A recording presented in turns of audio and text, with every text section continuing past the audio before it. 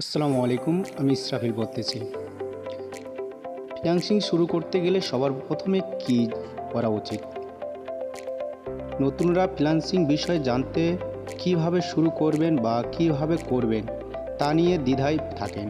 Freelancing শুরু করতে যেসব দক্ষতা থাকা প্রয়োজন সেগুলো অন্যতম হলো ক্লায়েন্টের সঙ্গে যোগাযোগ দক্ষতা, বিশেষ করে ইংরেজিতে ভালো লিখতে পারা, ইন্টারনেট সম্পর্কে ধারণা, গুগল, ইউটিউব ব্যবহার এবং প্রয়োজনীয় তথ্য বের করে আনার দক্ষতা। পরবর্তীতে প্রশ্ন, কিভাবে শিখবেন? খুব সহজ, আপাতত কোথাও যেতে হবে না। গুগল, ইউটিউব হতে পারে তাৎক্ষণিক শিক্ষক মশাই।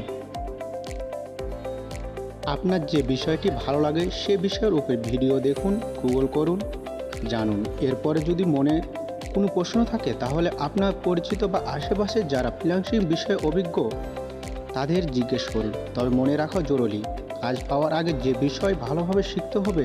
আপনি যদি কাজ না শিখে কাজ পাওয়ার আশা করেন তবে আপনার ধারণা ভুল।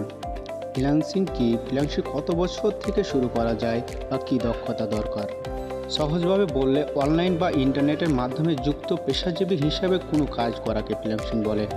উদাহরণ হিসাবে বলা যায়, চেম্বারে বসে চিকিৎসক যেভাবে নিজের ক্যারিয়ার পরিচালনা করেন, একজন আইনজীবী সেভাবে চুক্তিভিত্তিক কাজ করেন। আমার অভিনয় শিল্পীরা যেভাবে নিজের সময় এবং পারিশ্রমিক নির্ধারণ করতে কাজ হাতে নেন, একইভাবে কোনো পেশায় কেউ যখন নিজের মতো কাজ করে ক্যারিয়ার পরিচালনা করেন, সেটাই ফ্রিল্যান্সিং। একজন মানুষের বোধ শক্তি হওয়ার পর ফ্রিল্যান্সিংয়ের জন্য আসলে বয়সের ধরাবাঁধা কোনো নিয়ম নেই। মনে রাখবেন, এখানে আপনার দক্ষতাই সব। দক্ষতা থাকলে আপনার শিক্ষাজীবন সনদ যেখানে মূল্যায়িত হবে না।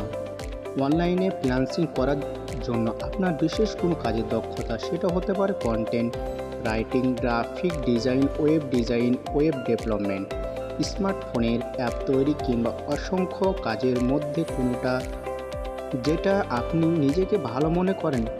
মনে রাখা ভালো, আপনি কোনো কাজে দক্ষ না হয়ে প্রথমে কোনো কাজে পেয়ে গেলে বেশি দিন অনলাইন মার্কেট প্লেসে টিকে থাকতে পারবেন না। এর জন্য দক্ষতা আপনার সব।